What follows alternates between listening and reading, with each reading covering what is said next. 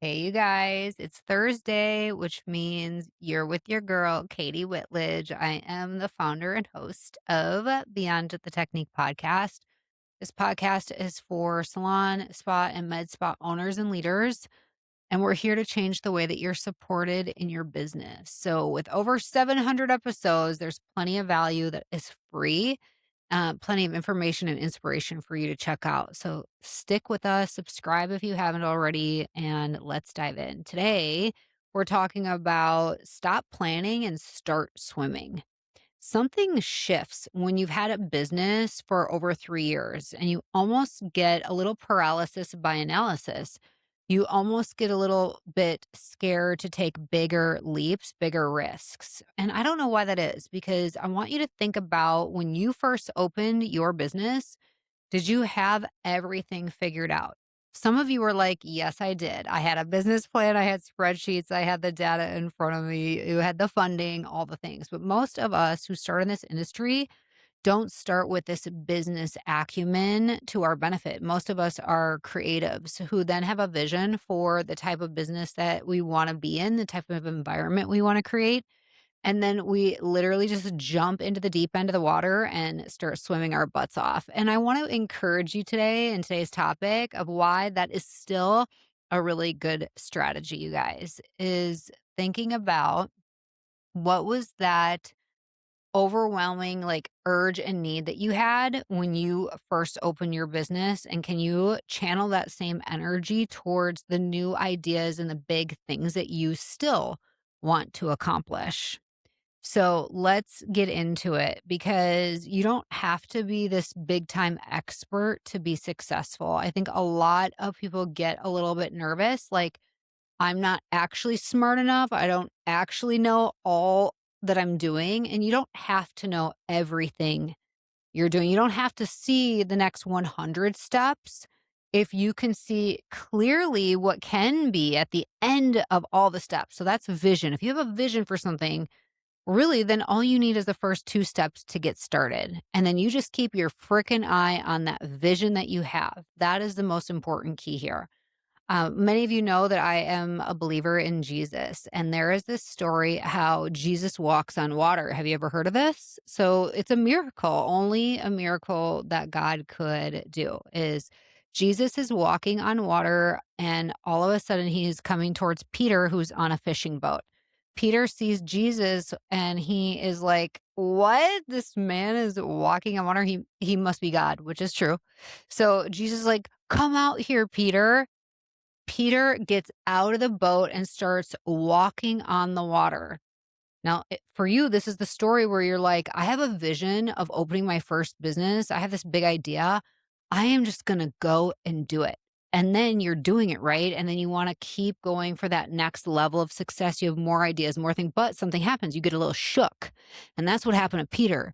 Peter all of a sudden realizes that he's walking on water too. And like, what if he sinks and he starts sinking down in the water? He's like, Jesus, save me. And Jesus, like, oh, you have little faith, and pulls him up. Like, everybody gives Peter crap because he started sinking and he lost his faith in that hope that he would be able to walk on water all the way to Jesus.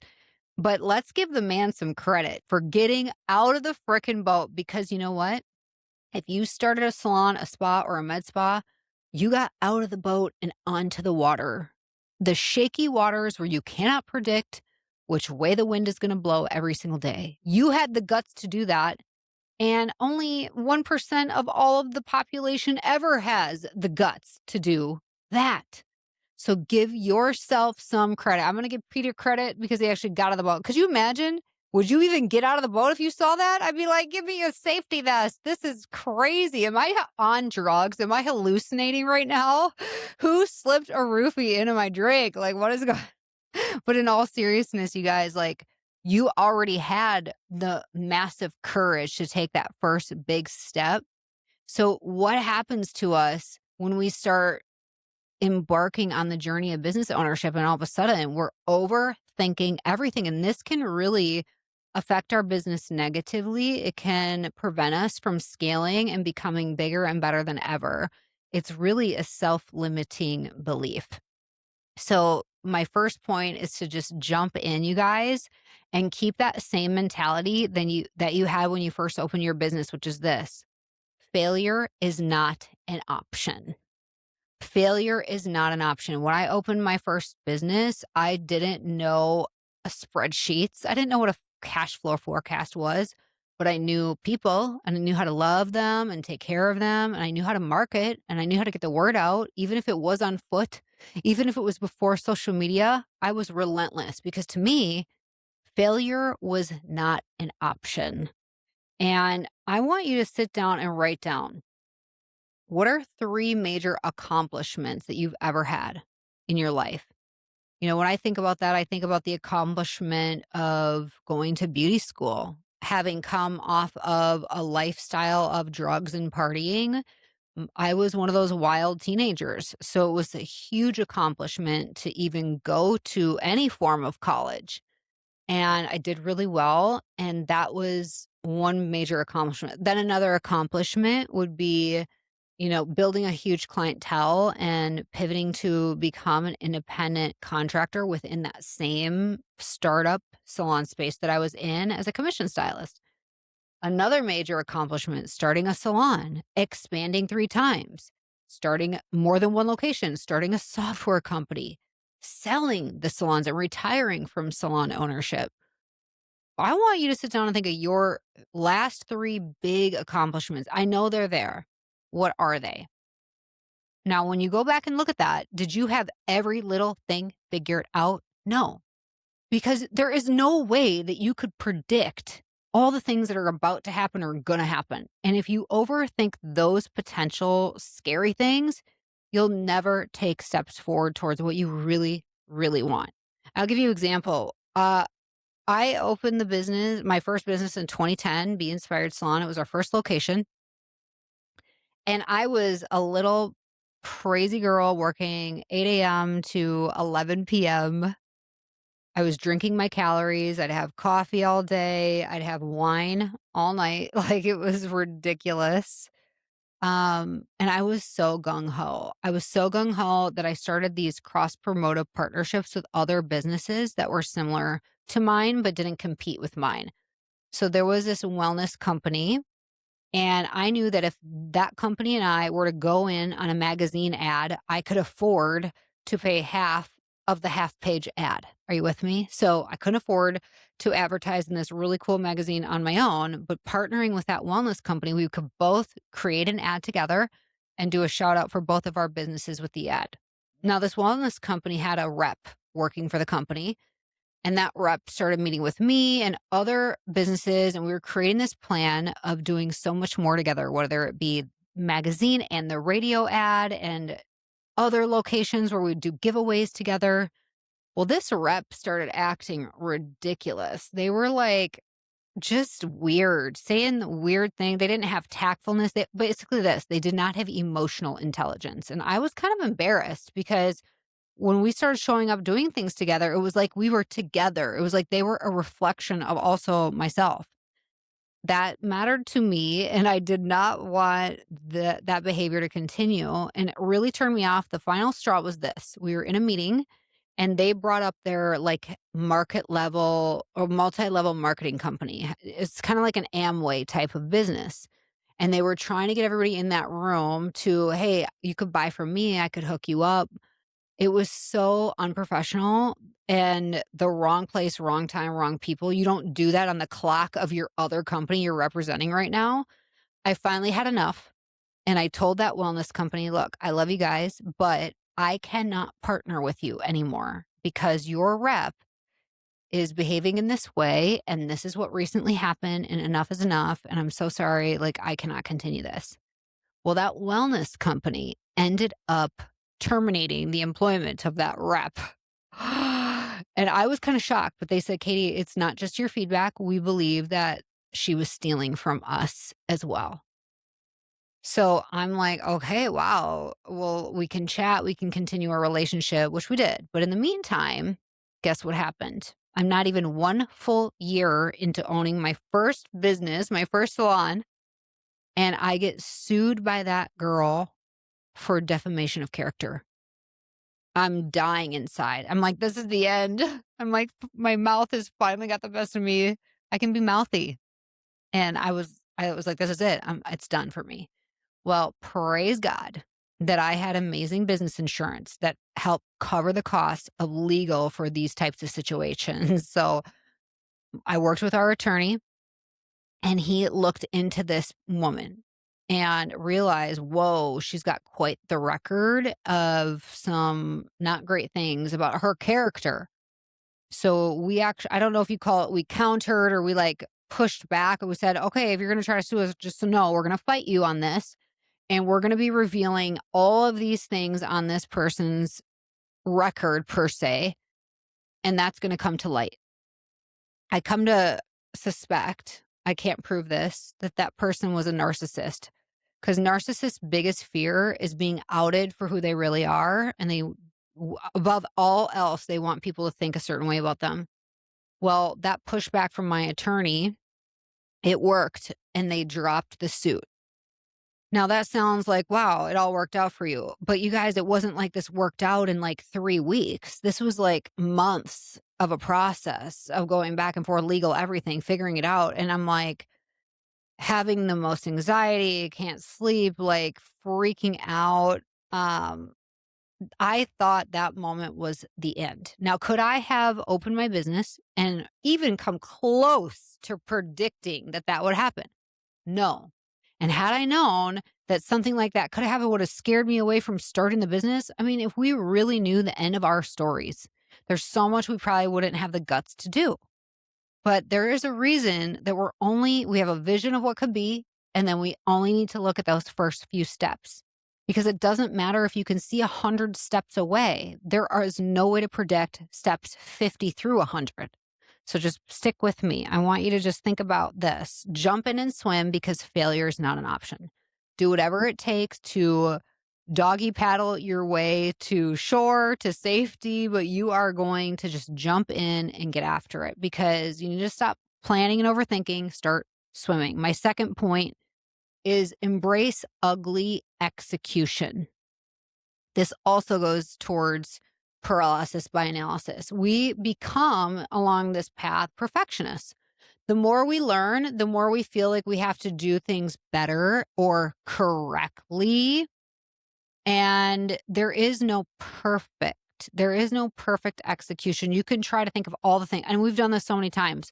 We launch a new pricing model or a new service menu or something cool that everybody's excited about, and all of a sudden it goes out the door, and you have like 3 questions from either team members or clients that don't understand it, that you didn't even think of that. And you had more than one person involved in the planning process, and there's still going to be things that you will not think about. So don't overthink execution. Get it out the door. And I promise you it's better this way.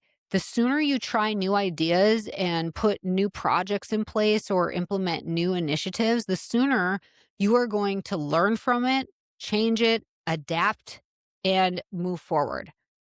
I promise you that this form of execution is not perfect, but it is going to give you the best experiences to learn, grow, and keep building the business vision that you have. And just be willing to hustle, you guys. Sometimes we overcomplicate things in this industry specifically. We really need to keep the main thing, you guys. The main thing is this: you have 2 main tasks every single day that you show up for this business. And that is to grow and nurture your team and grow and nurture your clients. Grow and nurture your team, grow and nurture your clients. That's it. If that is 90% of where your energy goes towards every single day, it'll buy you the grace and time needed to hone in on the 10% of those fine details like managing money, and not that to say that you have to, that you can, this allows you to be terrible with managing money or inventory or all of that. But if you come and serve and love people well and take good care of them, it will buy you the time, the grace, and the space to then go and use your energy towards refining all the little details surrounding it. But that's the main thing, you guys. If you do that well, you're going to be very, very successful. And my third point is you need to sell or die. I don't know if you feel like it's right to say that this is a sales position, but no matter what you do in life, you are in sales. I don't care if you're a stay at home parent, a preacher, a teacher, or a salon or spa owner. You are and every single day you are focused on are people going to be attracted to what we have going on here? Are they going to be influenced and led by us and be wanting to be a part of what we have going on? True leadership is forged when sometimes your back is up against the wall. So when you think about stop overthinking, stop planning, start swimming, you think about the tough times that you face. Now you're in it. What do you do? Well, every salon is going to face down times. You're going to face slow seasons, but you think about being in fight or flight mode, and there's also freezing. The worst thing you can do is nothing. Take one step or action at a time. If your back is up against the wall and you feel like you're floundering and just swimming in place, what's the best next thing you can do? In my opinion, it is to talk to somebody who's been there and done it well. Who is somebody that you can reach out to who can give you advice, can hear you out, who you trust, who has your back, who will keep things confidential and supportive, and also be really real with you. I know you're listening. If you're a salon owner that has reached out to me and shared deeply personal things with me, first, it's always a safe place. I find it to be one of the most important things in relationship management, relationship building, being a good friend is not gossiping, not sharing with everybody the tea. We're a social media and we're culturally obsessed with knowing the tea, getting the tea, sharing the tea. Like it's a reflection of the value we have if we are in the know. You need to let that shit go. It is toxic. Don't worry about everybody and their neighbor. Worry about yourself and reach out to somebody who cares about you, who's going to listen to what you have to say and be real with you because they care about you. And you always have that friend in me. I promise you. I would also just make sure that you focus on what you can control and not what you can't control. Because, like I said at the beginning, there's no predicting every little thing that's going to come across your way. You are going to be in seasons, whether you've had your business for 5 months or 15 years, you're going to find yourself in seasons of just swimming for your life, keeping your head above water. That's not uncommon. Um, and so I would just say sometimes in those scenarios, it's not just who you hang out with, but what action you take. So, who you hang out with allows you to bounce your ideas and have sounding board, great advice brought back to you. But what you do with your time is really important too. You have to take actual action. You can't just talk about problems or planning or ideas. You have to actually try some things. Take action. Take those first two steps that you see right in front of you and see what happens with it. Then take the next two steps. In selling our salons, I really didn't know how it could all play out. Like, even when you're in a deal, you guys, like, I kept my mouth shut because you never know in the last month, the last week, the last day before the deal is done and signed and delivered. I always say I don't ever want to get excited till money is in the bank. I could have a signed agreement, but until the money's in the bank, I'm not going to let myself get excited because I've learned the hard way that it's not there yet until it's actually there. And so you just keep taking one step at a time every single day until you see how this blossoms and grows. Just know that when you're in that kind of a season where you feel just a tremendous amount of weight and pressure on you, that is a beautiful season actually, because pressure creates diamonds. You've heard that. Pressure creates diamonds. So when you are in a season of holy crap, we have no choice. Our backs are pinned up against the wall.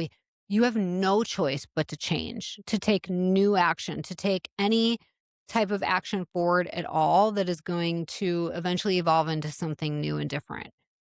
But let yourself enjoy that. Be a dreamer. Like, if things aren't going your way right now, think about, if I could have anything different, maybe now's the time to do it. Shoot, we've lost 6 people and now we only have 6 people left on the team. Maybe it's an opportunity for me to completely radically change my business model to what I actually want it to be. I've heard owners do this on multiple accounts, and we're so thankful, like a year later, when they got over the hump of that shift and that change, say, this was one of the best decisions I ever could have made. So what does that look like for you right now? What are you going to do to that you actually want? Okay, because that's also the thing. When you're in your beginning stages of having a business, it's all about the ideas you have. And then something happens when you have more and more people work with you. You all of a sudden bend over backwards for people because you care about them. You want everybody to be happy. But then you lose your happiness. You lose your vision. You lose what you signed up for. What is it at the end of the day you want to see happen? And it is a very good opportunity for you, if you're in a pressure cooker season, to sit back and say, what is it that I actually want? And go for it. What's the worst thing that's going to happen? People leave? That is the truth, isn't it? And guess what? New people are going to come about if you go out and get after it. All the things that you were willing to do when you first opened the salon, you gotta tap into that same energy and put it towards the things that you want now. You guys, stop overly planning, overly thinking, and just start swimming, taking those next steps, keeping your eye on the big prize that you actually want. But you don't need to know every step to lead to that. You need to know the first few steps, and you actually have to be willing to take those steps. And the more you do, the more confident you will become. You will. And the more you're going to be able to accomplish. I had somebody tell me this years ago. They said, Katie, where are you going to be 5 years from now? Because if you don't know, you're already there. And I was like, oh my gosh, that's scary. And I need to go back to that. Where are you going to be 5 years from now? I want you to picture that. I want you to create a vision board around it. I want you to tell yourself, I am in the process of achieving XYZ. Do it every single day. Share it with that mentor or mentors that you trust that are going to say, hey, where are you at with that? And go for it, because this is something we get to do every single day. We're not in a cubicle without sunlight. Like, we're not stuck, you know, working where we don't want to work. We all chose this vocation for a reason. So make it yours, make it awesome, and make it special. And don't look back. Just keep swimming. Okay, you guys have an awesome day. I hope you loved today's conversation. Until next time, you stay strong. Did you know over 60% of first-time clients do not return for a second visit? That is so painful, but it doesn't have to be that way. That's where Maya comes in. Maya is the ultimate marketing software for the beauty and wellness industry. We have a proprietary funnel utilizing special algorithms to help connect the right consumers with the right providers at your business. This means that Maya helps you get higher spending clients you love to work with who stay the long haul. If you want to increase your revenue, increase your client count, increase your average ticket, and increase your new client retention, then you need Maya. Go to joinmaya.com to set up your own personal virtual tour and see why over 500,000 consumers have trusted Maya and the businesses we work with to find their perfect beauty and wellness pro. We promise you will love Maya.